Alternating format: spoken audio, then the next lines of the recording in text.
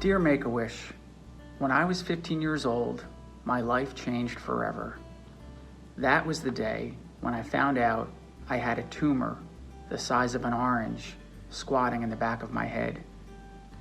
I wish I could say that it came as a shock, that this was completely and totally out of the blue, but it wasn't. I'd been having symptoms for a while.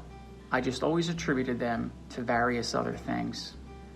My left side would get tingly and numb, probably from a horseback riding fall. Headaches reeked my head every day. Well, everyone gets headaches, right? Vision goes dark or double for seconds at a time, multiple times an hour. Well, my family has a history of eye issues. The discovery of my tumor led to a chain reaction of all sorts of crazy things. First was checking into the hospital, then friends and presents and sympathy and such, and then surgery. After brain surgery, we found out the type of tumor that was hanging out up in my head was a super rare version of a super rare tumor. So that was both awesome and terrifying.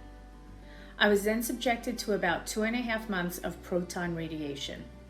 That wasn't terrible, except the fact my hair would come out in clumps when I brushed it. I received this radiation therapy at the crack of dawn every morning and then proceeded to go to school afterwards. Now that's over, though I still get MRIs all the time. But here's the thing. This experience was a life-changing one. And because of that, a very famous foundation stepped into my life. Make-A-Wish was perhaps one of the greatest things to come out of this entire ordeal. Yes, it would have been nice if I hadn't been diagnosed with brain cancer at the ripe old age of 15, but you gotta roll with the punches, right? So when Make-A-Wish showed up, I immediately knew what I was going to wish for. New Zealand. My father had introduced me to the Lord of the Rings movies years before, and they had since become one of my greatest obsessions. In fact, there are often times when the world of J.R.R. Tolkien can be seen in my own world, most noticeably in the sprawling landscapes. It was for this reason I absolutely had to take up the chance to see the place where the Lord of the Rings came to life on the big screen.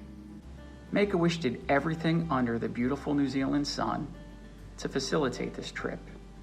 And the now 16-year-old me and family boarded a plane to Lord of the Rings home. This trip was, in a word, amazing. We saw the sprawling hills and grasslands that made up the lands of Rowan and the quaint dugout village of Hobbiton in the Shire.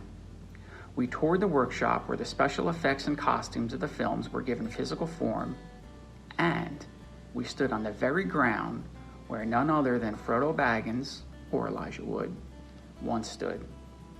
There's no feeling like that when you see one of your greatest icons in real life. So for that amazing journey and all the amazing emotions felt on that journey, I thank you. Thank you, Make-A-Wish, because you made a really terrible ordeal just that much better. I got to see the home of the Lord of the Rings, but perhaps even more importantly, I felt my own personal universe expand tenfold.